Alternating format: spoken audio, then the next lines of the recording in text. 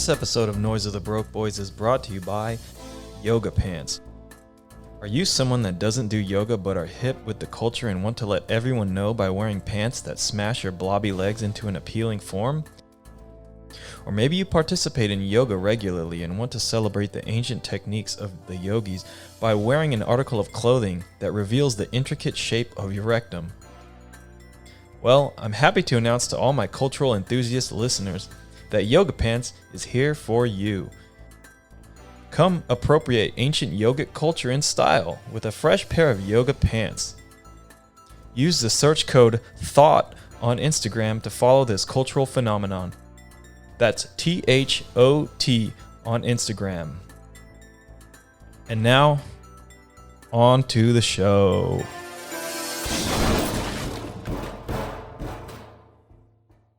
In this episode, I talk with one of the most industrious guys I know.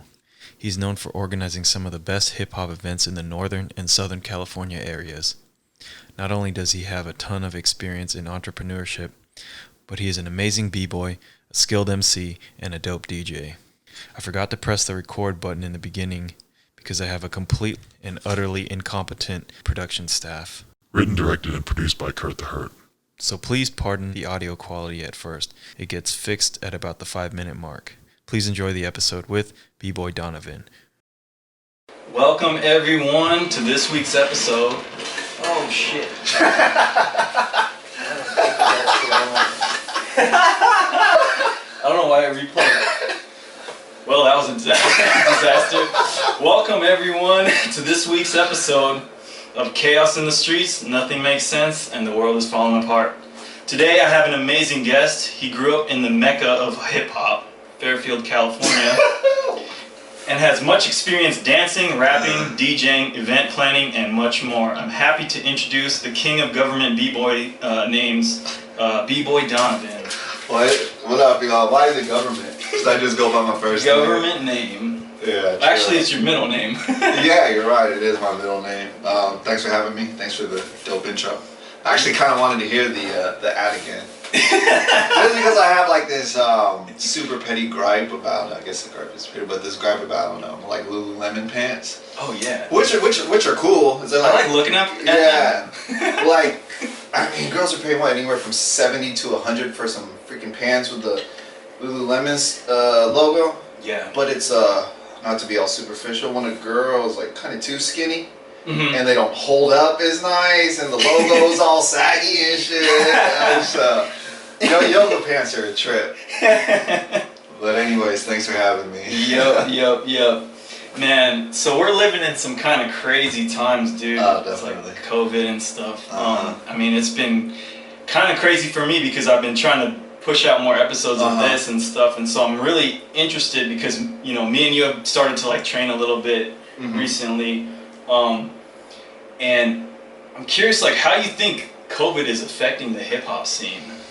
Well, I think hip-hop's gonna keep on going, you know, if you're talking about more so events with hip-hop, live events with hip-hop, I mean, for now, it's just gonna be what it's gonna be. You know, I just seen a live stream yesterday. Yeah. You know, events are scaled down to cater to social distancing and not having too many people, and you know, having a high risk of people catching COVID-19. But I think we're just gonna have to take what we can get for now. Yeah. I think eventually, I can't tell if it's gonna be months from now, a year, or more than that. But I think eventually it'll get back to normal, because as much as like people are trying to improvise and pivot, and some people are doing a damn good job, like Dana White doesn't he? Oh yeah, and I'm sure he's phased, but he's someone I look at like, damn, he's making no excuses to keep it moving. Going. Yeah. You know, I'm here like, damn, what do I do? This is so whack. You know what it was? Yeah. Right when they were promoting the Tony Ferguson and Khabib fight, and I forget who it was, but one of the news reporters got up and said, "Are you worried about COVID-19?" And Dana White was like, "No," like basically shutting the dude down. And like the next week, they had to cancel the event and stuff, and I was like, "Oh man, this is kind of crazy." Yeah. And I feel like Dana White probably was like, dude, fuck this, we're gonna make this happen. It's like a vendetta now to like make it happen. So he's been hustling to make it happen. That guy, you know, he's a hustler. He's not scared of nothing. He isn't, and he makes it happen. Yeah. I've always looked up to him in regards to being a promoter, I guess you could say. I hate calling myself that, but since I kind of am one, I've always looked at Dana White like, I'm not a promoter. Dana White's a promoter, and now he's showing like, yo, I still make it happen. Yeah. You know, and most people would be like, well, yeah, Fox owns UFC, and there's millions of dollars that they have at any time. But I honestly feel like Dana White would do whatever the hell he wants, even if he was in my position, you know? So it's pretty cool that he's doing that. But going back to your question, so I think, you know, we're just going to have to take what we can get for now. We're all kind of looking forward to things normalizing, so to say. And once that happens, I think people are going to have to incorporate all the live resources that we've been using and the streaming and all that. I think that'll be implemented more so with live events. I know Coachella was already doing a live stream. A lot of the B-boy events, Breakin events that we go to or want to go to, we watch the live stream. But now I feel like things are going to get a lot more virtual. But the actual live event, catering to the masses, you know, will still need to happen in regards to them both being super duper effective. But you know, I'm just kind of waiting for that. You know, if people are really itching to compete or to do whatever, you know, there's platforms through the internet, through Zoom or whatever they're using. You know, they could go ahead and battle. I'm sure a lot of, you know, people in the music industry are finding different ways to either get heard or connect and build right now. Tekashi 6ix9ine. Damn. That fool's career is like blowing up from all this, actually. Oh my gosh, so bro. He figured it out, I guess there's really no excuses. I didn't go to jail. I didn't get caught snitching. You know, I'm not trying to set up crazy fights, and you know, I have no excuse not to stay busy. Social distancing saved his career. I think he'd probably be dead. He'd probably be dead if it wasn't for all this. You know what I mean? Yeah. And I think he's coming out with new songs, and he's still having like some super crazy features on his tracks. Yeah, I think he had Nicki Minaj or someone like that. Yeah. Yeah.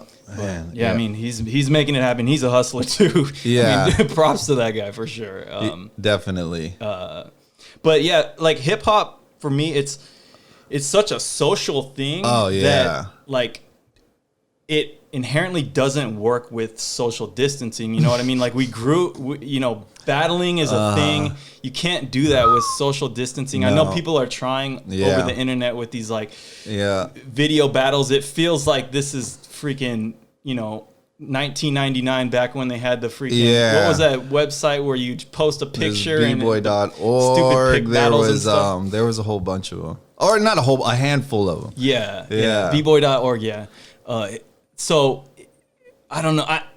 What I'm worried about is that the social aspect of the dance, which is like, you know, I want to say it's like 80% of what we do, and I'm really curious how that's gonna get affected by it. I mean, I'm hoping that everything closes down, but then I know that it's never gonna be the same because there's still gonna be people. You know, I mean, this has been a huge wake up call to people that, you know, this is an issue that can happen again. And so I'm really curious if that's actually gonna, you know, how the scene could really mold itself to be, I guess more of a scene that accommodates for that, but still have a social aspect of it. It's such a weird you know, I definitely get what you're saying, especially with breaking.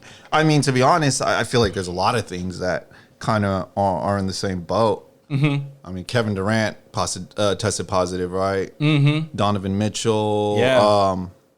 It's like they got to play ball, right? Rudy Gobert's the one who brought it in, probably.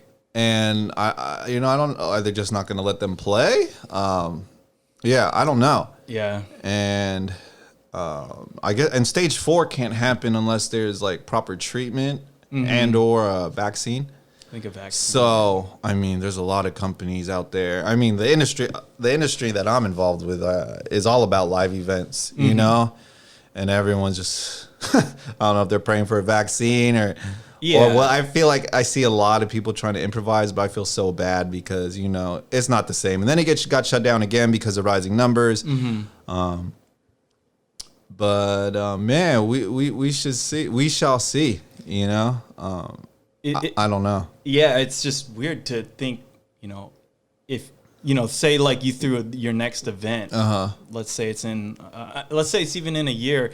People come in. They're still coming off of this whole like COVID thing. Let's say we're already past stage 4. Everything is completely opened up. Okay. I feel like still people will be a little bit skeptical to come to an event. You know, there'd probably be a lot of people wearing masks and doing some stuff. Do you think that's going to affect the events? I think it will. Yeah. But that just means, it's up to whoever's throwing the event to step up their marketing 10 times, 100 times more. So let's say the way, you're used to marketing is good for 500 to 1,000 people. Post COVID, those same methods will bring maybe half or less. So you're talking about 200 people. Okay, to be back to just the 500,000, I gotta freaking step it up 5 to 10 times more. That's how I look at it. I'm just trying to be positive with whatever the hell we're going through. Yeah. Not that I'm demeaning all the unfortunate things that have happened, the lives lost, the jobs lost, the money lost, all that. But I think we all realize what we took for granted. We all should kind of hone in and learn all these virtual tools and all these other ways, because eventually, again, things will get back to normal. And I feel like there's going to be some people that were on the same bullshit, prior to all the shutdowns, and they're going to be those people that have been really learning, really trying to adapt, or just add to when things get normal again. So, just really trying to take the time. I should probably speed it up a little bit or learn a little more in regards to resources I can use. But, I think COVID's going to teach event promoters. I hate that word promoter. I keep saying it. Event organizers. Let's make it sound a little bit more professional, to implement those kind of things. So if you have a badass live event, now people are going to kind of expect you to be in that online space, at the same time, because I really wasn't too big on it with my events. I mean, Cross did it. IBE, so many people did it, which was cool, which is automatic. You're talking about like live streams? Yeah, live streaming it. Yeah. But now I feel like you kind of have to, even when things get back to normal, that is going to be the new norm, is to live stream your events. So what I've been seeing a lot of recently is like, I think what they're doing is they're doing like it's like a Zoom battle or whatever. Which is kind of goofy, but it seems to me like what they're trying to do is then get it, like they're doing their qualifiers that way. And then once they get their top group, they're going to try to maybe do an event with just them. I guess kind of similar to how UFC is doing it now. Yeah. And it's just like they're just battling and then they'll live stream it. Do you think that that's probably a viable way to do it? So is each dancer in their own space, or they're all in the same space together? I think I actually don't know. This is what it seems like to me. I've yet to talk to someone who's actually throwing one of these events, but it seems like what they're trying to do is in stages do like a qualifier to get down to like a certain amount of dancers, and then they would do a regular battle in person with just them. I don't know if that's exactly what they're doing, but let's just say that was what they're doing. Do you think that that's a viable way to do it? I mean, that's kind of how the UFC is doing it. Yeah, I mean, it wouldn't be the way I would want to compete. Yeah. But if that's one of the few things offered, I mean, you kind of got to take it, right? I get it. There's some dancers that thrive off of the energy of the crowd. A lot of us do, just naturally. But it's weird to not do it. I mean, it feels like a practice at that point if you're just dancing and like there's no one there. I mean, that's the thing. But if you love it, you know, and you're really doing it just because you love the dance, I feel like, you know, it is what it is. And, you know, the top guys that could hone in and, you know, do it. Yeah. You know, we'll kill it. Shout out to Moy. Moy's been doing a lot of work with the online battles. Yeah, I've seen. And still making it happen. Yeah. Yeah. I think he's been putting together like a lot of classes and stuff too. Yeah. No, shout out to him. Yeah. For real. Classes too. But really, it doesn't seem like he's wasting time. You know, I feel like he's being a really good example on, you know what? There's no break free in Houston this year, but I'm still going to have something for the community, for the culture. Yeah. And where was it? What was I going to, I was going to say something after that. But yeah, anyways, just hopefully, I feel like I kind of want to do something like that, but it seems like it's a little more tricky. Than I thought it would be, because not everyone's gonna have some fire internet, you know. Yeah. And then it's like you have a live DJ, like how, you know, you can't really expect them to be on beat if they're dancing to your G. So I'm assuming over the internet. Yeah, like is there a song pool they choose from? Yeah, it's a weird thing. I mean.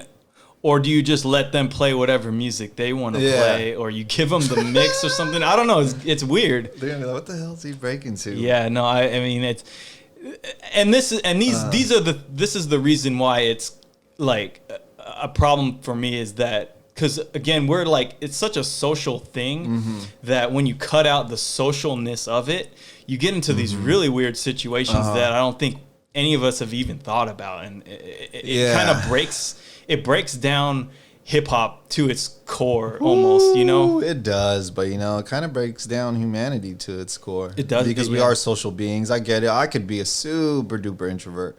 You know, I definitely love being alone. But, you know, people are starving for social interaction. You know? Shoot, it happened like twice this weekend. I was at Ralph's. And then I was at Stater Bros, and I just said hi to a couple people, and they were trying to get into some like conversation, like kind of like more so than the how you doing? Great. Oh yeah, like telling me how the process of cooking his steak and shit, or his roast. I'm like, dude, that sounds like a 3-hour process. Like you got a lot of time in your hands to do that, and you got a lot of time in your hands because you're trying to break down the whole damn process to me. Yeah. But I was telling my partner Peter. From Feel Good Collective, we were talking about these online battles. If it keeps going this direction, I feel like we're going to see a lot of new talent we haven't seen for a few reasons, because they don't need the plane ticket anymore to go to a jam.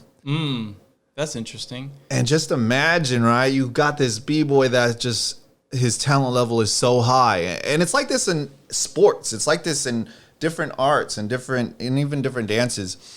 A guy that just, his skill level is so high, or he's so good in sparring.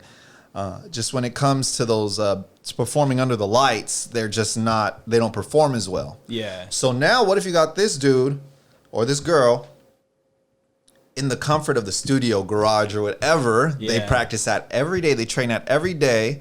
Should maybe even have some padding under the floor, some puzzle mat under the linoleum, or even softer. Then you got your friends, like his close homies that think he or she is the best dancer in the world, hyping him up, and they're in their comfort zone. We might get some talent we don't even know just about. Kind of come out of nowhere. Yeah. I have a feeling that we're gonna see some dudes just out of, like, I don't know, India or some random country that we haven't really seen competing at the high level before, but now that I guess the spotlight has to be put onto the online community, and that they've already been in that online community, for a long time, because they never really had native b-boys in their countries. So it's like they've always been getting everything from online, and now it's like a home game for them now. You know what I mean? It's like, yo, let's throw our shit out there, and maybe people are seeing it now, and you might see. I don't know, like some superstar online b-boys maybe. No, I really think it might be like that. Again, I'm really trying to be optimistic. I think everyone's trying to be optimistic about this whole thing because it's so uncertain. But but sometimes I get caught up in like, damn, I really don't know what's gonna happen. And just try to embrace uncertainty, I guess. That's that, and make the most of it. Yeah. Because I don't know, man. But anyways, with online stuff, shit, people need to get their decks ready and all their pitches to sponsors ready, because I feel like whether it's an online battle or it's sports, or maybe you're more on the broadcasting end. Sports are still going to happen. People are going to watch. I mean, I get it. There's no live gate. Those ticket sales are very crucial to profit. But since there are going to be more views, God willing, the sponsorship could balance out the ticket sales. If not, help out a little bit, Yeah. I see what you're saying. So I guess, you as, I guess, an event promoter or whatever you would like to be called. A coordinator. Specialist. Hustler. Yeah. As long as I've known you, you've been like this kind of hustler, entrepreneur type of person. If you were in the situation right now and going to do an event, like say you had a big sponsor already lined up, and they were like, you got to make this event happen. What would you do? What would be your game plan? Game plan. So it's okay. Like, for instance, the sponsor said I could do it online. They said you can do it online. They have, they're giving you the full support, whatever. What would be your first thing to do, I guess, to get that event off the ground? I mean, I'm just imagining if somebody who's listening right now wants to throw an event, you with the long history of experience throwing events, what would be your thought process to actually start getting into this, I guess, new realm? I guess it all depends what kind of event, I mean, I'll just keep it simple. So if it's breaking,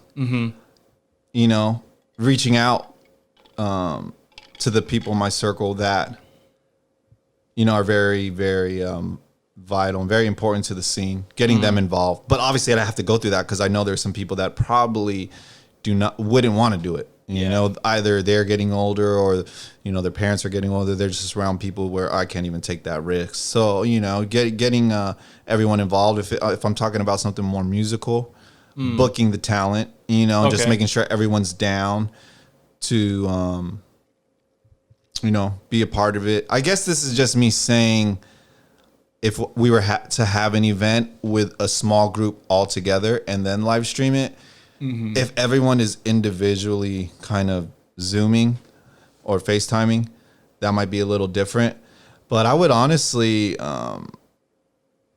really invest in the marketing. I'm like obviously big in marketing. Okay. Because marketing is kind of everything, right? It is, yeah. Yeah, and obviously production, really, really get keen on the production and, everything else should fall into place. I know it's very vague, but I feel like that's all we can do, right? Just try to focus on how we're going to get a bigger reach, that we have quality talent, and that the production's on point. Yeah. Because I feel like now DJs and now a lot of people that started live streaming are getting the hang of it. No disrespect to the people that were doing the versus battles, and I'm not disrespecting that company. Just like there were some battles where it was like, damn, the OG ain't really up on these damn. Which ones were those? There was Babyface versus Teddy Riley. Oh, okay. There was Primo versus RZA. There was, I think T-Pain and Lil Jon kind of just did it on off the strength, like together, unless it was coordinated. I'm not sure, but it was stuff like that, which was pretty dope. Like they had some dope ass battles, Yeah. But I think now people are like, okay, we got to either keep it simple, or if we're gonna kind of be a little more intricate with our production, really, really, really be on it. Yeah. Yeah. Like make sure you have a good product, and then get it out there and market it online. That's kind of what you're saying? I mean, I feel like the focus of worrying about your door person, your security, the venue, the parking, and all these other logistics aren't there. So those efforts definitely should go to make sure that the event runs good on time, the production is good, the marketing, the promotion, everything is on point. I've yet to even like entertain that idea. There's with the Feel Good Collective, we've done some live streams, but nothing as in like a live stream show or a battle. We actually were talking about that recently, if we might do it, but yeah, that's pretty much what I do. Marketing and production. Yeah. So you mentioned Feel Good Inc., which is your company, right? Feel Good Collective, yeah. And that's basically like your event promotion. Yeah, we do events. We do marketing. We have a collective of different artists. We have DJs, photographers, videographers. So it's like So our bread and butter, our events, excuse me. But we're kind of like a mini agency, I guess you could say. We don't really it's like a non-verbal agreement. We have all the resources to market, you know what I'm saying, the artistic things we do. Okay. And we just kind of build off that. We have a clothing line called Feel Good Supply. Yeah. We're yet to put out the new line. Most of the stuff has been is sold out already. Okay. But do you guys have like a website? The website is under construction right now, but you can still check out the clothing at feelgood.supply. The website, thefeelgoodcollective.com, should be up soon. You can check us out on SoundCloud. We're still putting up weekly mixes, for people to at least get that feel good vibe, at their parties or freaking their Zoom parties or whatever they're doing. And are you making the mixes, or you got like we got DJs? A whole bunch of dope, talented DJs. Okay. I mean, it's very important to me and my partner with Feel Good Collective, Peter, just kind of be surrounded by creative individuals. I know the word creative. I know the word entrepreneur. Everything gets thrown around so crazily nowadays. Yeah. But I feel like it's very helpful, especially for me, because I get to stay on point and get put on game with what's happening, whether it's on social media, whether it's entertainment, music, and all that. So we're just really a collective of creatives that just make shit happen. Yeah, fun, cool shit happen. That's dope though. I mean, because it's kind of like it's a group of just probably like-minded individuals that you guys have a new project or whatever, and you're like, let's all put our brains together and make that happen. I mean, I think that's really tight because in my perspective, I feel like when people use their creativity, they can really push through bounds to make something happen. So you as like an entrepreneur, I feel like, you constantly have to use this kind of creative mentality that you've grown up, developing through all the arts you do, dancing, music, to become a better entrepreneur. And I think that's probably why you're so good at it. Would you agree with that? Or no. Yeah, I totally agree. I've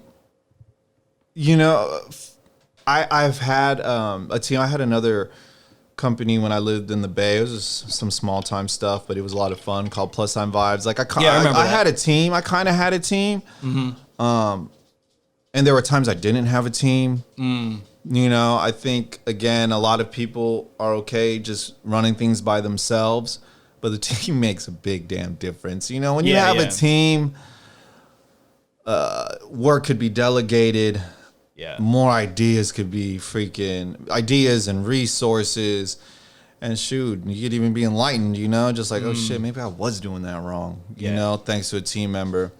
Yeah. But, everything it's still coming together. It's not a full circle yet, but I could see how everything has came together throughout these years of hustling and putting on events, trying to maintain as an artist and all that stuff. Yeah, I think what's cool about with teams is that you're pulling in everybody's little idea that maybe they think is shit, but let me just throw it out there, and then everybody's little shit idea kind of comes together to become like an real actually shit. That's how it really be. Not such a bad idea, and then you're all like thinking on the same wavelength to get to like an actually good idea, and I think that's probably why it's so good to work in a team. It's amazing. Like, I am so freaking blessed to have the team that I have, to have the leaders that I have in the team. I mean, sometimes we'll have meetings, and shit. Sometimes I'll put out some stupid ideas, you know, and sometimes someone else will have a fire idea. Sometimes I will. Sometimes people just have some ideas where we're all just kind of like, oh, okay, you know, we're just like acting like, oh, okay, we appreciate the idea, but you know, like you said, sometimes it's just like, there it is, you know, like you have to get those ideas out. Some are gonna work, some aren't, you know. But yeah, having a team is great. We've been a little quiet, obviously, due to COVID. I think everybody has. Yeah, everyone's been a little quiet, but all I could, and I respect it. You know, I totally understand. Even myself, you know, I'm just hoping after all this is done, everyone's kind of been working, whether it's on their own craft or just on themselves. Everyone has just been working on themselves so that we're all just stronger individually. So when we are the collective that we are, you know, we just murk shit. Tight. And what else was I gonna say after that? Do you think that the way your team kind of works together is similar to like a breaking crew or like a rap crew?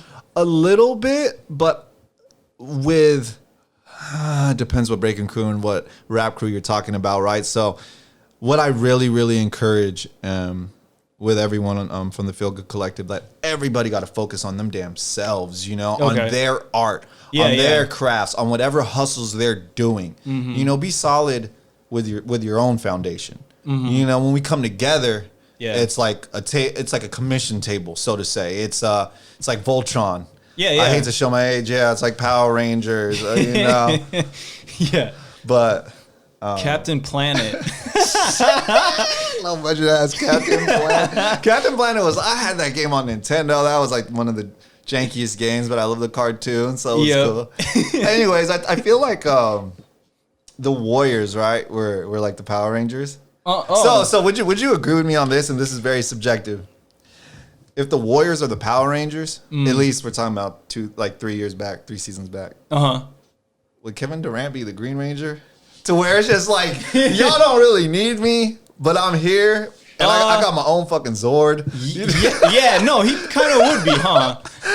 Yeah, well, at first he was the bad guy. And then when they're like, oh, fuck that dude. And then when they're like, oh, actually, I'm not the bad guy anymore. Let me join. And they're like, oh, hell yeah. Now we're going to really fuck these freaking putties up. Oh, the putties, man. Yeah, dude. No, I would agree with that. Yeah, he was the Green Ranger. I mean, I'm not trying to discredit Steph. Maybe Steph could be the freaking Green Ranger or the White Ranger. But I was just saying, it was kind of like, you know, he had his own. They had a fire-ass team without him. And then they bring him in, and it's like, oh, that's icing on the cake. We're just going to blow everybody up even more. So, no, he was the Green Ranger for sure. That's tight. Yeah, but going back to Feel Good Collective, man, I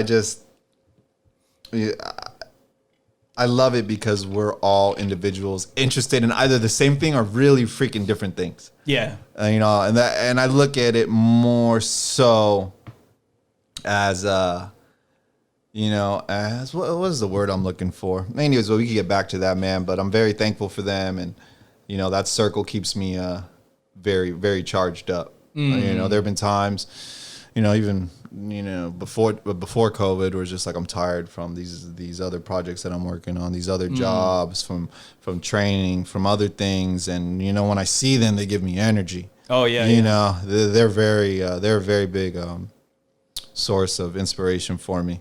Just like, you know, it's different having a team, you know, the energy. It's support. Yeah, it's support.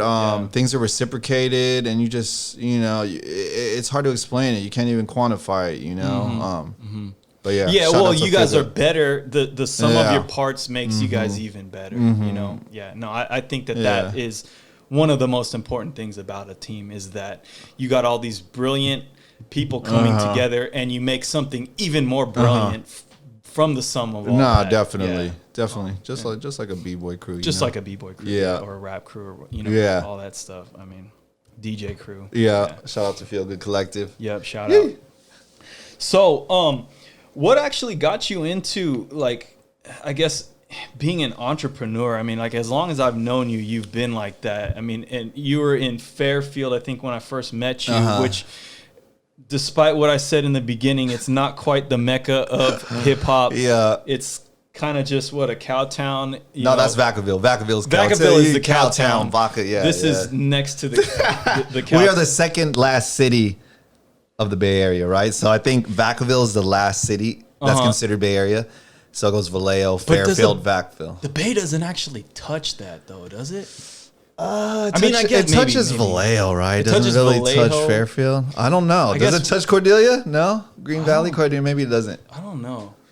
Actually, I guess I don't really understand what is the Bay Area, because some people will even say Sacramento is the Bay Area. I'm like, I don't think so. It's in a valley and it doesn't touch a bay. There's and people from the city won't even consider like anything really outside of, San Francisco or this Oakland, Daly City. They don't consider anything outside of, the Bay Bridge, San Mateo Bridge, and the Golden Gate Bridge to be even the Bay Area. So it is what it is. It's still 707 all day. I'm not really worried about it. But Fairfield, that's home, man. I miss it. I need to go back. But how I got into events, but just being just hustling was just always something that I think a lot of people do as a kid. For instance, I remember going to the spot. It was in Pinole or Hercules. Okay. It was called Ichiban. Okay. And they would have all the Dragon Ball Z. They had, man, I hate to be, Ranma One Half. You remember that? What was it? Ranma One Half. That anime. Sounds familiar. Yeah. Damn. Huh. And you're like, I'm old, but not that old. Ninja Scroll. Okay, Ninja Scroll, cool. They had Sailor Moon stuff. Vallejo Baseball in Springstown had it too. But anyways, so it wasn't like a typical comic store, right? It's more anime focused.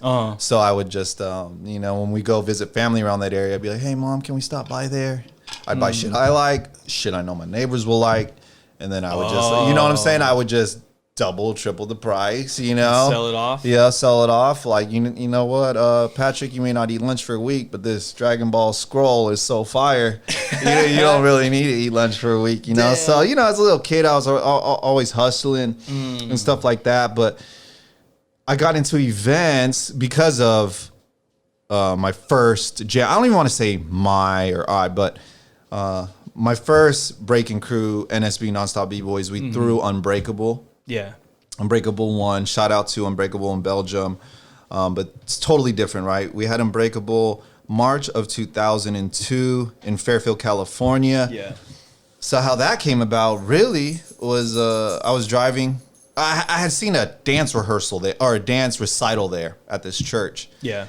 And I was like, ooh, I wonder if you could throw a breaking combo. I wonder if you throw a jam here. And then I don't know if you remember Spunk, this dude. Yeah, I remember. And, okay, dope, man. Not a lot of people know him, but Spunk, we were in my cars driving. I was 17. He must have been 15. Probably driving to practice. And I was like, hey, man, should we try to throw this jam? Yeah.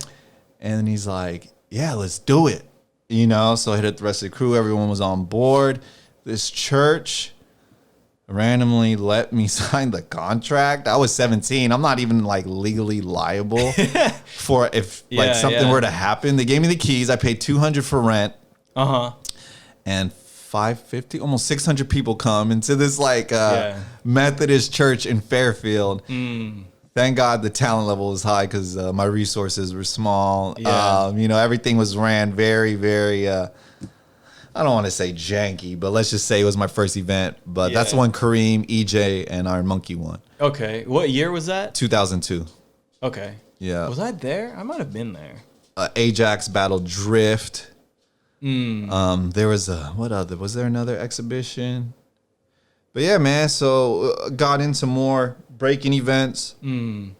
Somehow I would just always take the lead on them. And then I ventured off to events, nightlife events, corporate events, winning and making some decent dough as a kid, losing, I remember my first loss being 18 and oh no, I freaking lost, $800. As a 18-year-old kid, you thought it was a lot, and just kind of was like, okay, these are solid, these are hit or miss, this is more miss, this is I got events of all kinds, car shows, nonprofit events, weddings, a lot of nightlife stuff because nightlife was pretty consistent. Oh yeah, and that kind of that's really how a lot of my ventures and a lot of my endeavors started, was because I started throwing breaking events, and kind of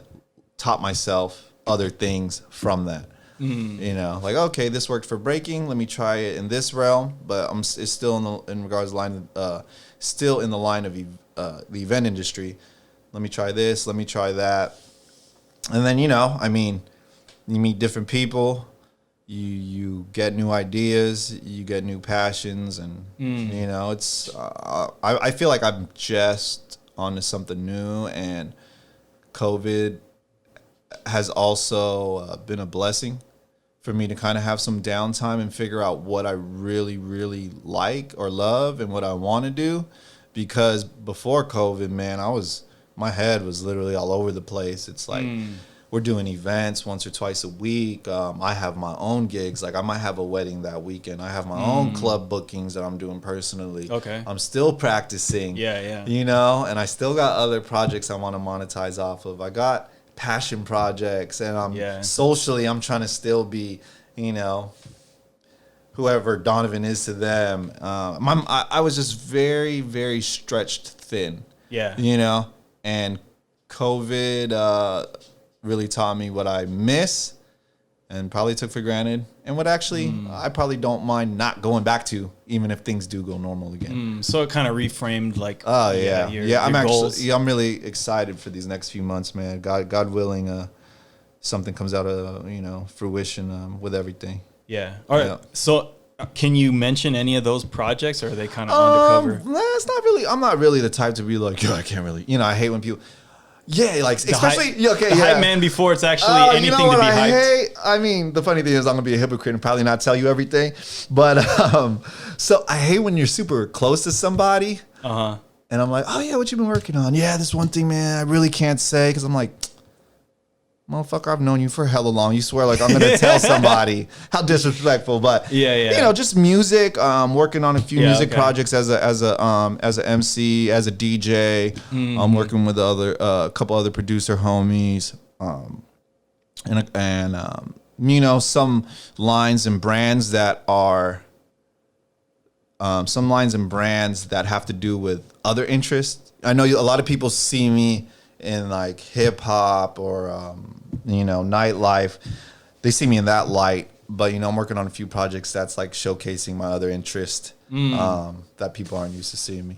Yeah, so that's stuff dope. Like that, man. Stuff like that. That's dope. No, it seems like you're always like busy and trying to work on the next thing and kind of like lining stuff up. Yeah, I mean, it's important.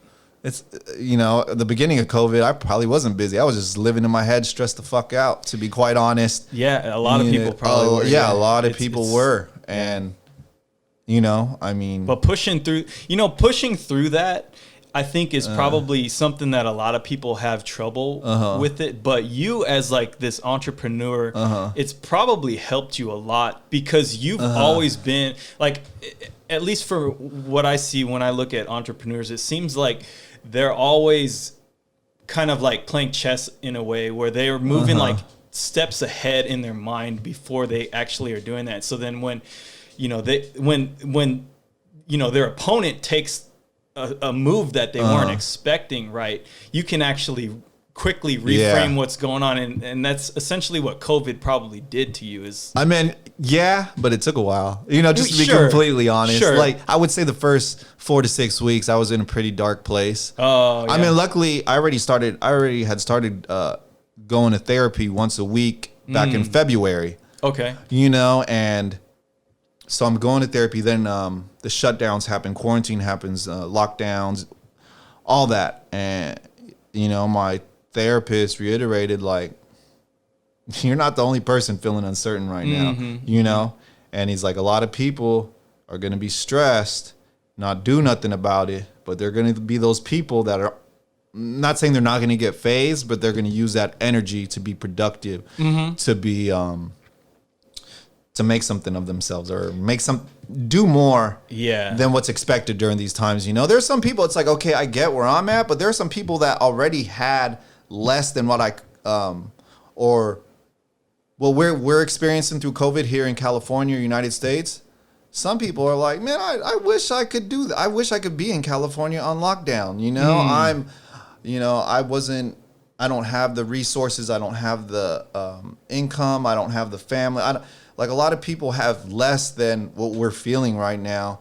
And, you know, I was kind of like, my ego was telling me, don't come out of this, you know what I'm saying? Not in better form than some of these other, because there are some people, man, that are working right now. There's some people, whether it's physical, whether it's, you know, hustling, whether it's starting a new business or making music, whatever. There are going to be some people out of this that are actually just going to be, you know, flexing and have a lot to show for this quote unquote downtime. Yeah. You know, so my therapist kind of preached that, and he said, okay, you don't know what to do, just do something. He's like, in a sense, have productive distractions, you know, because it's like, stop worrying about this contract to go through. If you did your best, you know, it's going to be what it's going to be. It's in the world. You can't do much about it. Yeah, you can't do much. Like you know, he was always saying like the worst thing you could do is nothing, you know, and sit. So whether it's me working on a passion project, me writing some rhymes, thinking of some breaking moves, cleaning the house, if it's me organizing something,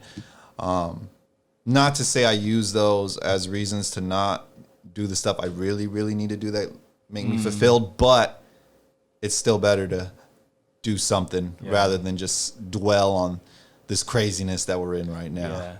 No, you know, right when this happened, well, so for this podcast, I'd been recording episodes since, I want to say October or maybe even September of last year, 2019.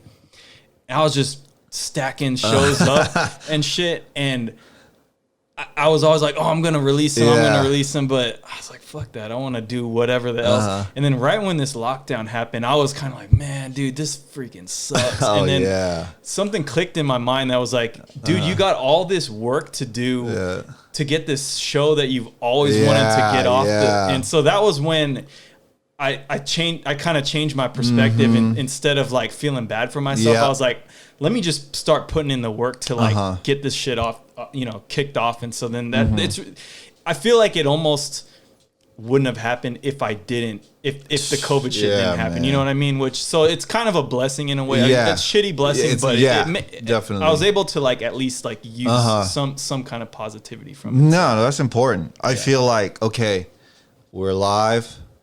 You know, we're alive. I do know some people whose family members, you know, unfortunately passed from it.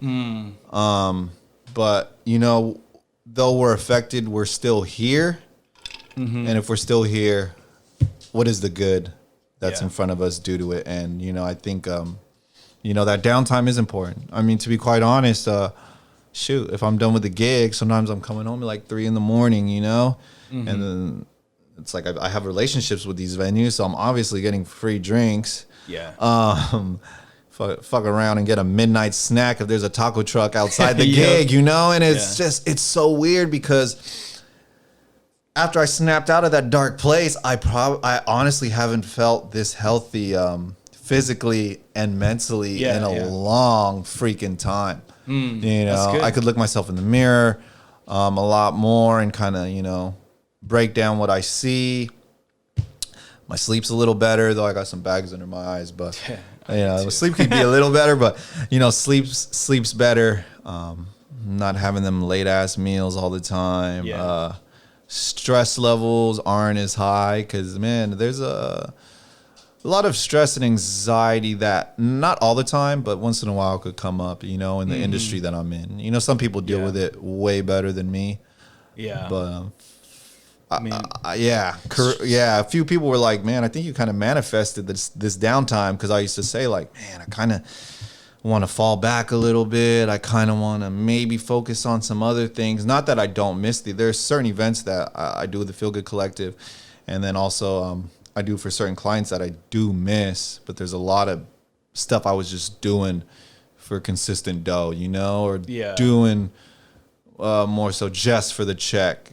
And it was really tiring. And then like I said earlier, trying to keep up with training,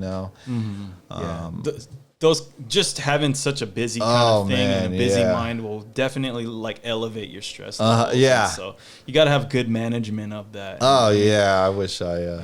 Man. Having kind of like, I guess, a stoic attitude towards it is I think important, because it's like if you're working your hardest to make something happen and you're putting it out in the world,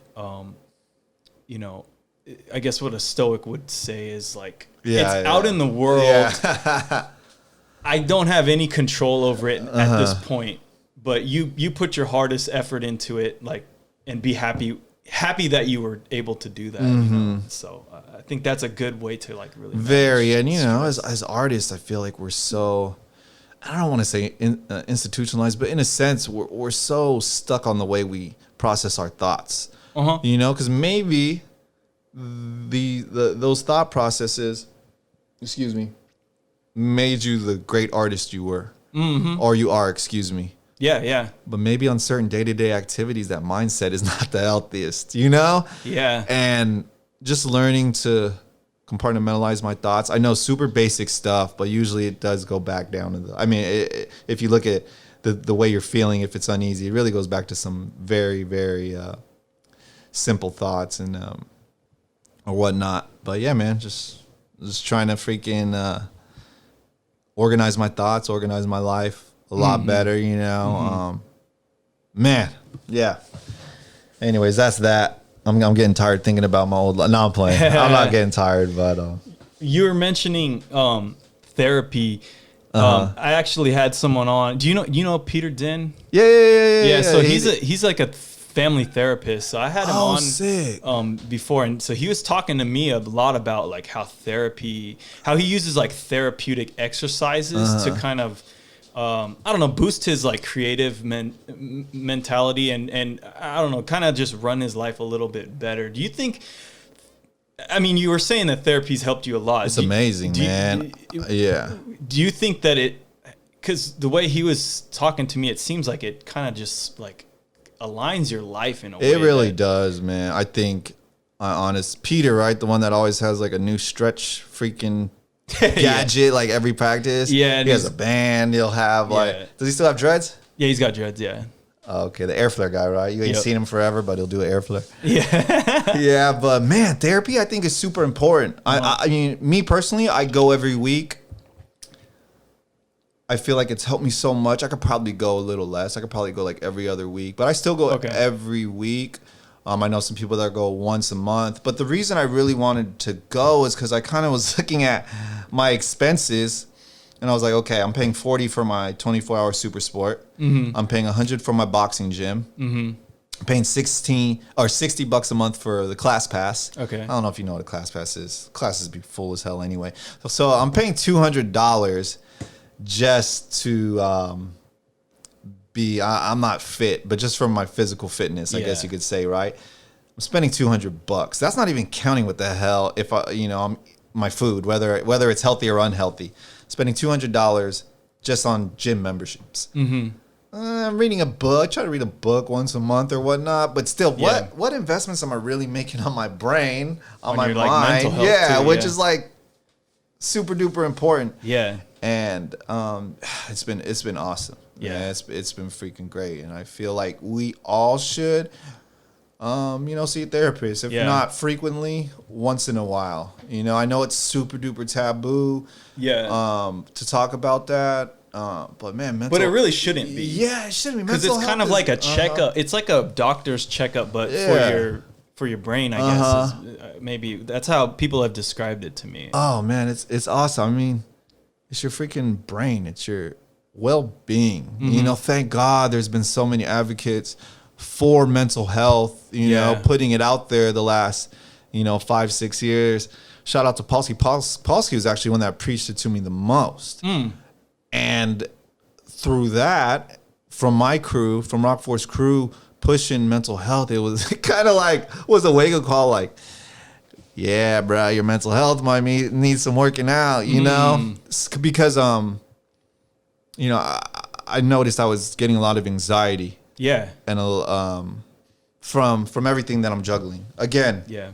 if I compartmentalize my brain a little better, maybe not. But, you know, as a kid, excuse me, not a kid, but, you know, as when I'm like 18, 19, 20, actually maybe even up to my late 20s, I was so used to the anxiety, the stress, doing a million things.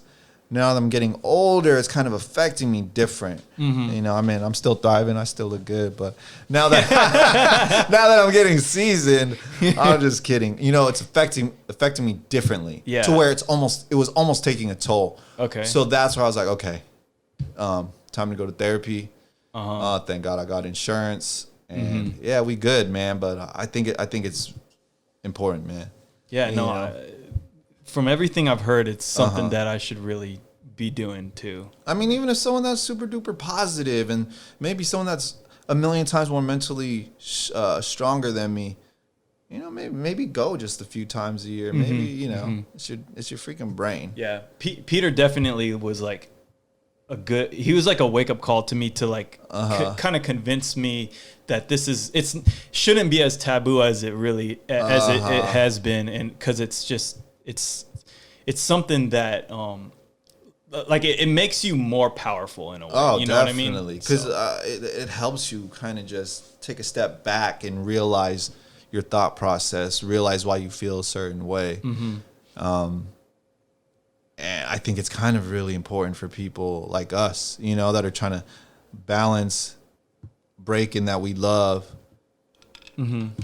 having stable income, you know, having a significant other. And then it's like we're wearing so many different hats every freaking day, you know. It's like, okay, I'm a brother, I'm a son, I'm a business partner, I'm a team leader, I'm an employee, I'm a project manager, I'm a crew member, oh man, you know, it could get tiring. And you know, I think it's really important. I think yeah, people should definitely reach out, especially during these times, man. It's crazy times. So yeah, anxiety levels are probably at their highest. Probably. Yeah, for sure. Yeah.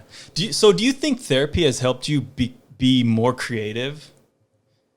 I think it has, to be quite honest. Okay. Because now I'm using my energy on, you know, building off of ideas as opposed to stressing over shit I can't even freaking. Right? I have no control over anyway. Again, it sounds super duper simple, and some people are like, oh, you know, I hear people. Someone told me, man, why am I gonna go therapy and talk to someone I don't even know about my problems? You know, and I'm like, I mean, I get you. That's kind of funny, but I kind of get you. But still, it's like, well, who are you gonna talk to? Your homie that's just gonna be a yes man in your damn living room? Yeah. You know, I mean, you've spent, you know, hours, days, weeks, months, you know, venting to your parents and your friends and your family members that are probably just going to act like they agree with you. Maybe just try to get another opinion. Getting out of your bubble, getting in a perspective out of your bubble, especially a knowledgeable perspective, is super helpful. Yeah, man, definitely is. Business, artistically, you know, and everything. Something that Peter was mentioning to me was like, if you think about your mental capability, it's somewhat finite.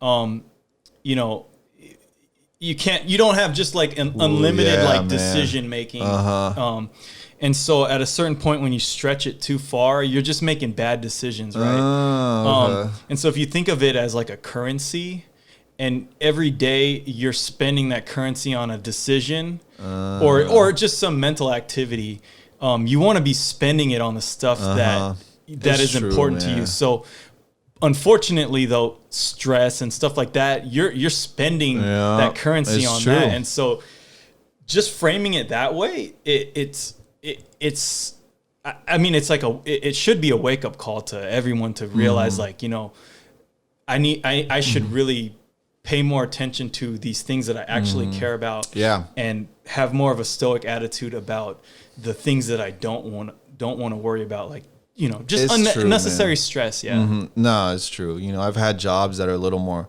labor intensive, or excuse me, like, it's a lot more physical work involved. You know, and I could still go to practice. I could still do all that just fine. Yeah. You know, but some of the jobs I've had where it's very sales oriented, and I'm talking to people, I'm trying to hack people's brains, trying to get them buy this product or this service that my company's offering. I noticed like trying to train after that, doing 100 times less of physical work, but using, you know, all that mental energy I was putting in sales actually made me more tired at practice, you know, than me doing something that is a lot more physical. And, you know, I've been noticing that a lot more lately. Like, you know, I actually took a step back from teaching a few years ago. I used to teach a lot when I first moved to Orange County. Okay. I just, you know, I mean, there's still, I teach a couple people individually, but, you know, God bless the teachers, God bless the therapists, God, like, it takes a lot of your own mental energy. You know, you're giving it to your students, you're giving it to your patients, man. And, you know, I'm trying to, unfortunately, these days be a little more selfish with mine, because I could tell, like, shoot, my brain is fried right now. What did I do to, maybe a little less time with this person, maybe a little less time doing this. And, Well, I feel like calling it selfishness is what we're trained to think of it as, but it's not really like that, because not. I mean, it's really you're doing what you need to do. Yeah, you got to take care of yourself first. Yeah, exactly. Well, you can't help anyone if you're in bad condition already. Right, you know what I mean? Right. So if you actually want to help somebody, you do need to be somewhat selfish to yourself so that you're actually capable of helping them. That's how someone framed it to me, and I was like, oh yeah, obviously, if I'm over here being crazy, there's no way I can help anybody. So, you know, in a way, me being selfish is actually being less selfish. So no, it's true. I mean, I think it was Tony Robbins. I was listening to one of his episodes on his podcast yesterday. It's just like they obviously tell you if you're a parent on a plane. You know, if the freaking life vest the oxygen mask come down. Oh, yeah. Make sure you're good first. You know what I'm saying? So it's obvious, man. I just, you know, I know it's going to take more than just me to kind of let people know that there are options for mental health. But, hey, man, why not? We're so obsessed with, you know, I love breaking. You know, I break about 3 times a week. I box about 3 times a week. I go biking. I love the physical aspect of life, you know? But everything got to align, man. You know, Is that what drew you to breaking? Like the physical aspect of it? No, I just think I was like a low-key, like hyperactive kid, like a kind of an artistic kid, maybe, like that just saw it and was very intrigued by it. You know, when I was younger, it's just school was cool. I mean, preschool was lit. Playing with blocks and, you know, hollering at the honeys or whatever. Man, this kid, I remember I went to walkthrough. My pops brought me to preschool, and there was a walkthrough.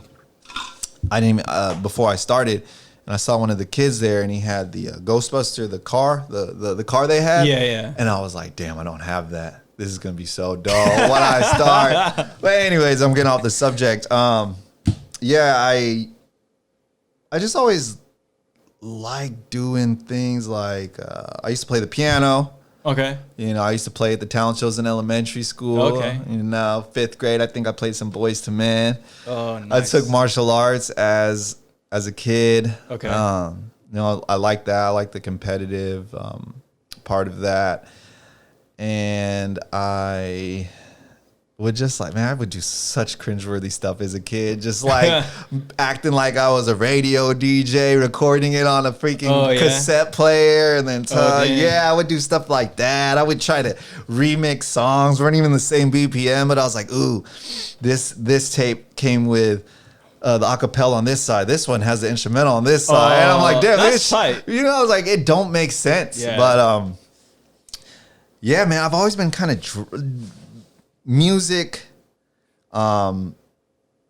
competition, like physical competition. I've always been really drawn to it, you know. And truth be told, like before Breakin, I actually wanted to DJ before I started breaking. Oh, okay. but yeah, I don't know how. Like this is gonna sound super cliche, but you know the term. Oh, I didn't choose hip hop. Hip hop chose me. Like, Yeah. to be quite honest, that's kind of how it was. Not to get off topic. I know we're trying to go into Breakin, but I was just intrigued by the culture. I don't know how. My dad was really into music. A lot of people his age were, but I saw how much he took care of his records. And his tapes and his they were in great shape. Even his the shit he bootlegged had like typed out labels and everything was nice. So like it meant something to him. Yeah. You know, nothing was warping, none of his tapes were breaking. So I saw how much music meant to him, you know, with all the music he was collecting. And I remember I don't know how I had that idea. Hip hop I must have seen on MTV or something. Memory's usually good, but I don't know how I first saw scratching. I remember in second grade, my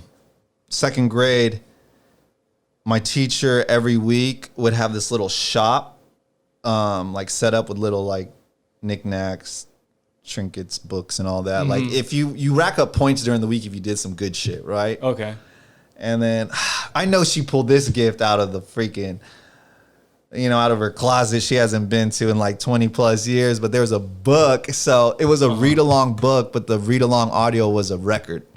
Oh, okay. Right? Yeah, so she was like, I was like, I want this with my points. And she was like, oh, that's a record. I'm sorry. And I was like, no, my dad has a record player. I'm going to freaking play it at home. She was like, are you sure? I think it was like a Clifford the Big Red Dog audio book on vinyl something. And then I get home and I'm on my dad's belt drive record player, right? But I'm trying to scratch this audio book and it's not working. And my dad gets in, he's like, what the hell are you doing with my damn term? I'm like, I got this from my teacher. And he's like, what? So I did, and then, didn't know Cliff. I think it was shout out to Clifford the Big Red Dog, man. And growing up, like I think I was like around 9 or 10, I would see my cousins DJing. Okay. And my shy, passive aggressive ass was like, they even asked me, "Hey, you want to learn?" I'm like, "Oh no," I was like shy. So I'm getting a little older, and then realizing, oh, that shit takes money. Turntables ain't cheap. Yeah. No. My parents at that time were not in the best financial position to be splurging on me like that. Okay. Yeah. But yeah, man, I got into break, because I used to see people.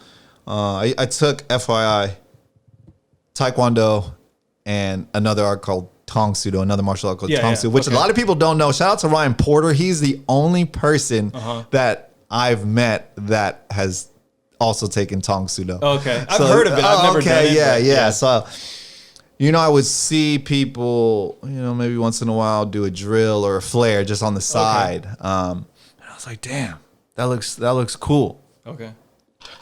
But man, I really got into breaking because, again, I don't think the circle is finished, but I was blessed enough to live 2 blocks down from second generation Rockforce members. Like 2 blocks in this little city called Sassoon City.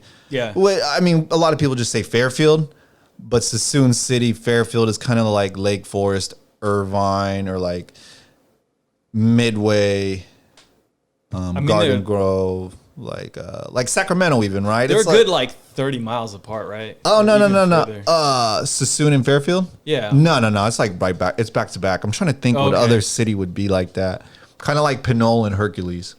Oh, okay. You feel me? Oh, it's like across the freeway or whatever. Something like that. But man, I was just so blessed to live 2 blocks down from them. Their names were Elmer Daytona and Eric Daytona. And randomly, I went to kindergarten with Eric Daytona.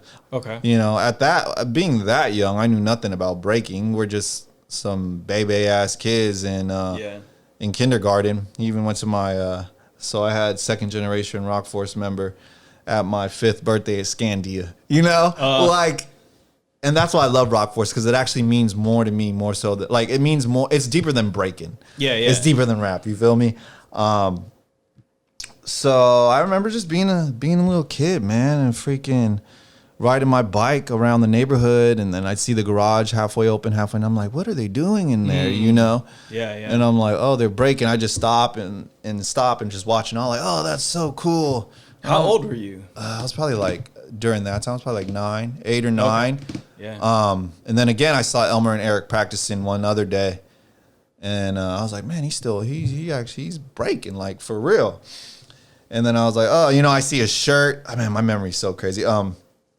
He had this shirt that was airbrushed. It said "Baby Legs." I think, and it had the Filipino flag on it. I think they performed at Great America or something. Okay. And then randomly, my cousin, my first cousin, his mom is my mom's sister, had moved 2 houses down from Elmer and Eric. Okay. So I'm only 2 blocks away. As a kid, I'm going there once in a while on my bike, you know? Yeah. But now that my cousin moved right there,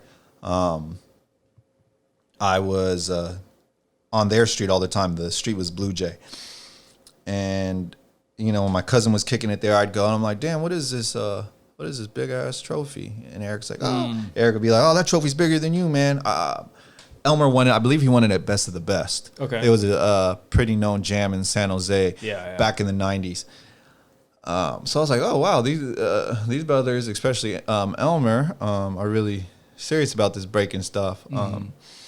So I kind of got reacquainted with Eric, right? Because we went to year-round schools after kindergarten, and he was on yellow track, I was on blue track, so I wasn't seeing him all the time like I did in kindergarten. But it was like, you know, it was always love, but I would see him more, and I'd see them break, and I think Elmer may not have been as active by the time I started coming around, but even before I was breaking, I would ask my cousin, hey, do you think you could bug Elmer, let me borrow Best of the Best? Do you think you could let me ask him, let me borrow World Wars? Do you think you could? So I would just, and my cousin would just come to my crib with these VHS tapes, you know. Years go by, I'm not even breaking yet, you know, and then I see Battle of the Year 98. Since videos were produced on VHS, right? It took 6 months to a year for them to be produced, and you could buy them. So I actually borrowed it from my friend Ed in driver's ed. You know, I think I was like 15, and I watched it. Rockforce won that, and I was like, okay, that's the name of the crew of the kids that I grew up with. Yeah. If these cats are associated with some champs, you know, from the 707, Rockforce was created in Union City. Yeah. You know, but for a little bit, there were some hitters out of Sassoon and Fairfield. You know, it's just like, yo, this is where you're from too. And with that was kind of like, okay, I'm really going to try this thing. You know, I mean, as a little kid, I think I had a little drill. I learned, you know, just on my own, try to do it at parties and stuff like that. I think in Taekwondo, someone taught me like the basis of a flare. Okay. But it wasn't until I saw Battle of the Year 98 I really started breaking. But even then, it was kind of inconsistent for the first year or two of breaking because I was wrestling in high school. Okay. And that was awesome. And then after wrestling, you know, I felt like I was in really good shape. Leaned out a little bit, and then it was breaking from there. Yeah, so sorry for the long story, but it's just so weird how, you know, breaking came into my life. Yeah, no, it was kind of, it's cool because it's like it kind of fell in your lap, but it made you who you were, who you are. Yeah. So it was like, you know, there's a lot of local crews, you know, shout out to Dream Team. There's Nation Rock. UBC was actually before me, but they were that was a real respectable crew out of the 707. Shout out to Grump. But, you know, though there were all these crews, it was like, oh, that's Elmer from Rockforce. You know, that's Elmer from Rockforce. And then, you know, that's Jeff from Rockforce as time starts to go. And it was just crazy how, you know, especially being a young Filipino kid, we didn't really have too many role models. I mean, a lot of my, no disrespect, but, you know, a lot of my Filipino homies want to be the first Filipino Michael Jordan. You feel me? Unfortunately, the average height isn't, you know what I'm saying? Really up there. I mean, I still feel like we're going to get a full-blooded Filipino or Filipino American in the NBA one day, hopefully sooner than later. But hip hop, to at least to how I felt, was really open arms. You know, kind of like it don't matter where you come from, it don't matter your height, or it don't matter that. You know, let's just do it. So those are the cats that I looked up to, man. And so it wasn't really just a hip hop thing. It was just like the kids around the neighborhood, on top of the crazy shit they were doing as kids, bored as hell in Fairfield, California. They also did some hip hop shit. They were also breaking. They were also popping. They were, So, and I know you were talking about DJing earlier. Did they introduce you to it, or well, I know you were saying that you saw scratching at some point. But no, like, you know what it was. I used to go to DJ Flow, one of my best friend, Chris, aka DJ Flow. I used to go to his house a little bit and kind of just try to play around with scratching and little stuff. So honestly, it was really just breaking in events, some 9-to-5s, but breaking in events, and for a short period of time, battle rapping, right? That's what I was doing. But I was throwing events, whether it was breaking, whether it was nightlife, whether it was a private event. And some of these venues didn't have turntables. Right, there was no controllers like there are nowadays. Yeah. And some of these DJs like, oh, I can't play on CDJs, I can't play on this and that. I need turntables. So I was like, okay. So one day I just bought turntables just for the sake of my DJs having some for backup if we were at a venue that didn't have one or have a pair. Okay. And then it wasn't honestly till later. Till I was just at my house bored and I was like, oh, let me just set this set these turntables and this mixer up. Yeah. Kind of taught myself, got some good game and some good pointers. From my friends. But yeah, that wasn't until later, and it's still kind of weird. I like whenever you hear me promote one of my gigs, I always say like I'm spinning or I'm playing music. Just because being from the Bay, especially being a Filipino from, NorCal, man, they've set the bar really high for DJs, and so it's like I don't want to disrespect the craft because, obviously there's cats that just start dancing like, oh, I'm a B-boy. I'm like, you just started a month ago. I guess, you are. And, I'm this and that. We'll see. So I kind of had this insecurity where I didn't even want to use like the word DJ with my name. But, just learning, having fun and trying to be in the pocket with whatever the hell I'm trying to do. But no, man, that was I kind of started doing that like around 2005, but didn't really get into it until I moved to Orange County, probably. Oh, okay. Yeah. That's interesting. Yeah. I used to DJ a little bit when I was a kid. I feel like I basically started it when I started breaking. Oh, really? Yeah. I just what year is this? I started in 2001, I think. Oh, so there was no Serato yet. There was no Serato. Records, wow. I just had this shitty turntable. I can't even remember. It was just Stanton Gemini. It was a Stanton, but it was like the shittiest one belt you can drive. Get. It wasn't belt drive, but really? it was a piece of shit. It was some like DJ in a box setup from Guitar Center. Yeah, basically something. I did get a Guitar Center, I think. But we would bring it to our practice and we would just take turns DJing. Oh, wow. I mean, like we don't know what the fuck we're doing. Yeah. I mean, so it sounds like shit, but it was like we would have, some legit break records that we would just be juggling. So we'd be juggling for like 10 minutes, like the same freaking song while people are breaking and stuff. And then we'd switch out and whatever. Yeah. And so, that's awesome. Like how I learned how to DJ. And then, soon after, I don't know when Serato came around, I was already out of the game. I mean, I've just always been into music, and so it was fun to kind of like learn how to have my elementary level freaking DJ. That's cool though. Yeah, at least you dabbled into it a little bit. Yeah. I look back in hindsight, I go, oh man, that actually taught me a lot about hip hop, and I didn't even know what the fuck I was doing. I was just like, being introduced to hip hop, seeing DJs do that, and I was like, oh, that's kind of cool. They're taking just some shitty record that my mom has or my dad has, and then they're just looping it and making like a dope song out of it. Let me try that. And, like, my parents got a ton of shitty records, so let's do it. So, but anyway, records they had. So it's like, I don't know. We just tried to. We started messing around and like, but. I don't know. I guess that gave me a good foundation for like what hip hop is. Like, I guess you know, as it was birthed, it's kind of like we recreated that almost in our own little freaking world. You know what I mean? So we did, man. In hindsight, I'm glad that I kind of did that. Everything kind of relates in some weird, crazy way. You know, I mean, I didn't really get in. By the time I was like getting heavy into it, or at least with gigs, I should say. Yeah. I could always practice more, right? But doing more gigs, I mean, unless you're spinning like a all vinyl night or all 45 night, or you know, specifically playing on wax. I mean, Serato was go-to, or Tractor, right? But Serato. So I feel like maybe that's why I was like a little insecure about calling myself a DJ, because I literally seen my friends transition from a shitload of crates. Even at the club, you know what I'm saying? You had your Too Short, your Little Johns, and you had all these Bay Area records, and then you know they transition on Serato, kind of like they earned Serato. That's how I felt like they earned Serato, and I felt like maybe I didn't earn it for a while. But now I don't. I feel like people don't know. Yeah, they juggle with just a button or whatever, which is cool. I mean, to each his own. You know, I'm not. Yeah.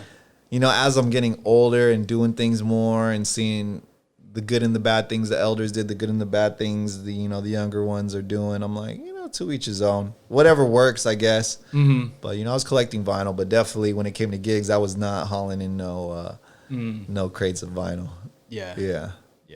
I mean, that all my friends that were like heavy into DJing, they would carry shit tons of crates. The cats, some DJs, man, even though they don't look the healthiest, they're kind of low-key strong as hell. Yeah. Because they're like used to bringing speakers. Big old speakers and stuff, setting it up by themselves sometimes. So, yeah, I mean, they had a hustle for sure. I mean, my boy in Sac, Cool Cuts? Nah. Cool Cuts does the same thing, but I got a friend named Rip One.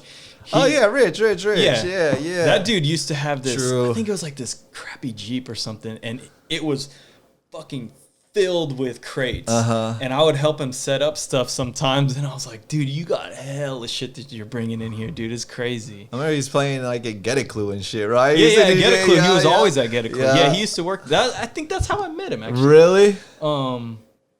I think I met him there, and then he was just at a practice one time because he used to break too. So we would just dance together and shit. So how is he, man? I haven't talked to him in a while, but I mean, I hear he's still doing gigs and shit. So, hell yeah, he's on his own thing. I don't think he breaks anymore. Yeah, I know. Yeah, you look like you just enjoyed the time, with the floor. If there was an open floor, we'd fuck around and try some shit out. I liked him because he would just play some tight song and he would just dance for like 10 minutes. Like I remember when we would do shows, sometimes he would just go like, "Oh, I want to dance to this song," and he would dance till the song was over. Dope. Yeah, and it's in the middle of like a show that we're doing or whatever, and it's like, "Oh, dude, you kind of like took the whole time." Like, oh man, you know what I mean? But yeah, shout out to him. Shout out Rip One, Rich. Shout out Get a Clue. We're hitting an hour and 17 minutes right now. We didn't even talk about it. My bad if I was going on crazy ass tangents. No, it's good. I think this has been good. This has been a good discussion.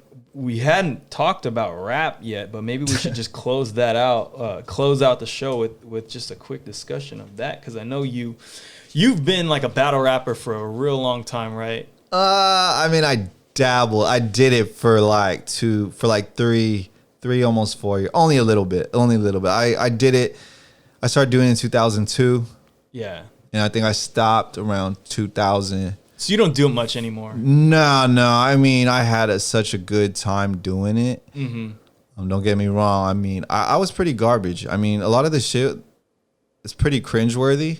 I just happened to get lucky to get those wins that I did. Surprisingly, I don't know how I got them, but for the little amount of time I was in it, I mean, I had some fun with it. The first trip I actually got out of state through hip hop wasn't even through breaking. It was through MC battling. Oh, yeah. It wasn't even through breaking. But yeah, it was kind of short lived. But I'm still writing, even more so now. Like I was always kind of writing, but now I'm like, okay, I actually like the stuff that I'm writing. I'll probably be spending a lot more time in the studio. Hopefully, I will be putting out a project maybe closer to the fall or maybe during the fall. But you know, battle rap, I don't know if it was because the environment I was in, I was just able to like kind of, you know, grab their energy a little better than the people I was battling. But man, those are some interesting times. But yeah, it was fun, man. That's just one aspect, one little aspect of rap, you know, because rap is really a lot more complex than a lot of people think. I mean, but just as complex as breaking. Yeah, I mean me being competitive and like growing up on people roasting each other, just seeing the older kids around my block just roasting each other, I just felt like, okay, this is something I kind of want to fuck around with. Battle rap always looked hella fun to me, but I'm like, dude, I don't know if I'm witty enough to do that in the moment. Like, make it rhyme and like just clown someone hella hard. I'll tell you this much, man. The adrenaline you get, that's why I know there's some battle rappers like till this day that are like seasoned. Whether you're watching King of the Dot or you're watching URL Smack or these other leagues, some of these people have been doing it for a while, but I know why, man. That adrenaline rush you get from the crowd reaction is ridiculous. Dude, more, at least for me personally, more so than breaking. Like, oh, really? It's ridiculous. Yeah. But I would also notice, especially how, you know, I never really tried my shot at the written leagues. You know, everything back then was like freestyling over a beat or whatnot. My brain would be freaking exhausted, you know, trying to freestyle, trying to freaking size up your opponent, trying to, you know, sometimes shit would hit, sometimes it wouldn't.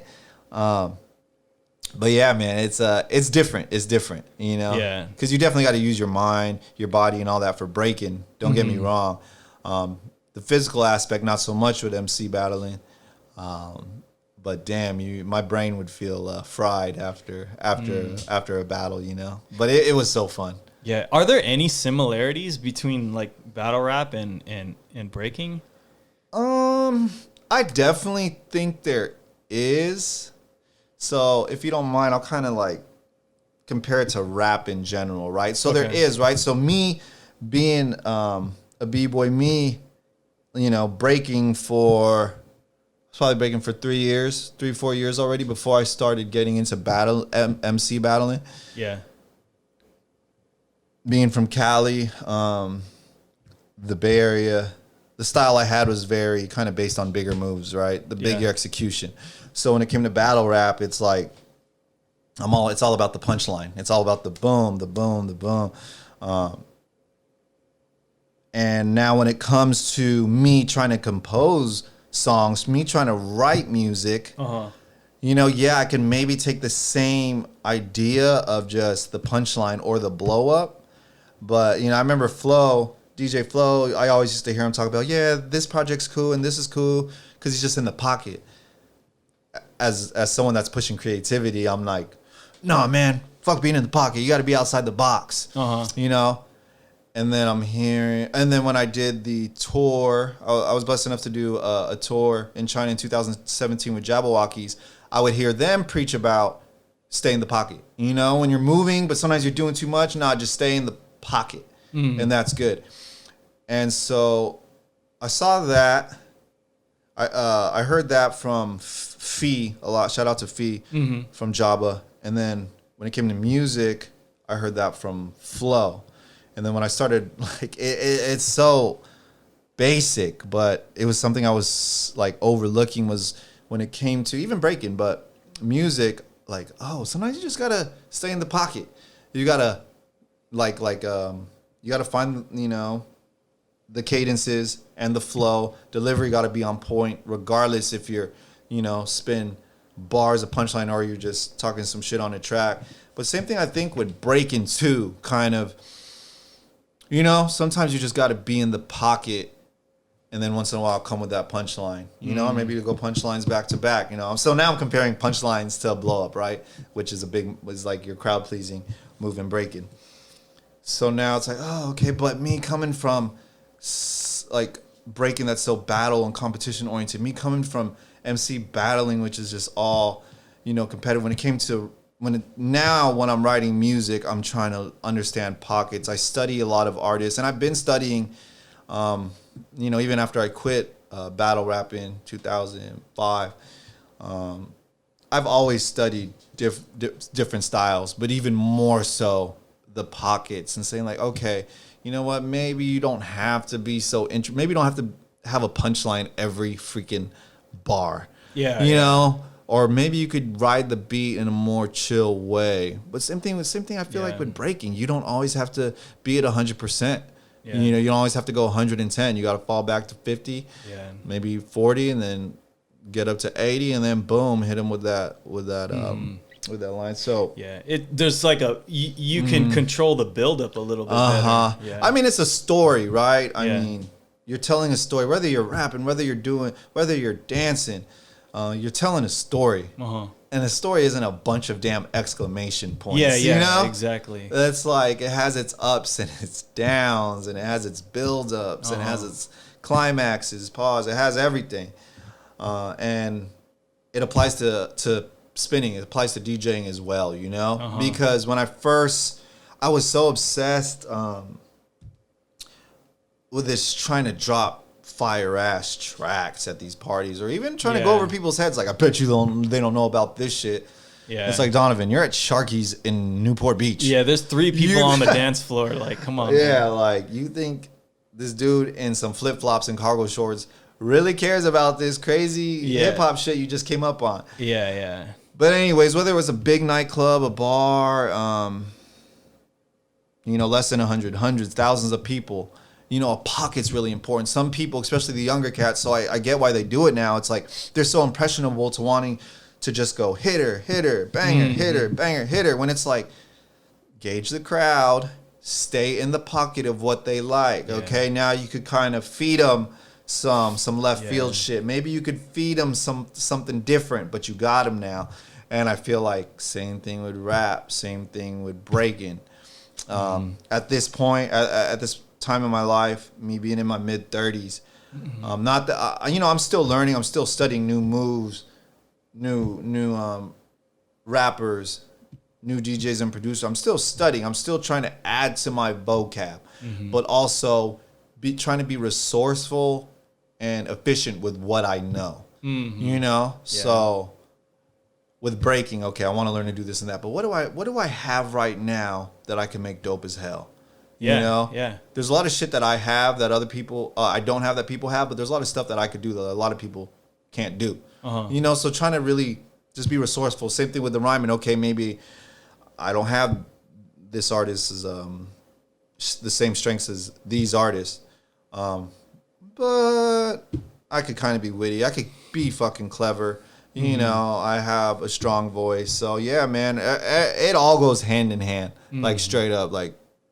At least in my experience, I'm not a master in any of the things I do, so it's hard for me to say, what it really is. But at least for me personally, with DJing, rhyming, and dancing, everything relates, and everything is kind of like, based off the same rules. Yeah, it's really crazy. Yeah, it all kind of, the wavelengths kind of all match. Yeah, they do. That's dope. Well, yo, with that being said, I think that's a great way to end the show. Yo, man, thanks for coming on, dude. Yeah, man. Follow you at, what's your Instagram? Instagram is DONOVAN_707. That's at Donovan _707. And Feel Good Inc. is, or you guys Feel are still Good Collective. Feel Good Collective. At the Feel Good Collective. Follow us on Facebook. Follow us on Instagram. SoundCloud for sure. I mean, we're around. You know. Reach out, man. Yeah. We still working. Yeah. Dope. Thanks for coming on. I feel like I can keep talking to you forever, but I know at a certain point people are going to be like, man, I don't want to listen to this shit anymore. So, I'll probably hit you up to do another episode if you're down with that some other day, Anyways, thanks for being on, dude. For sure. Thanks for having me. Thanks for listening. Thanks for listening, y'all. Shit, my camera turned off. Oh well. Fuck it. The GoPro did?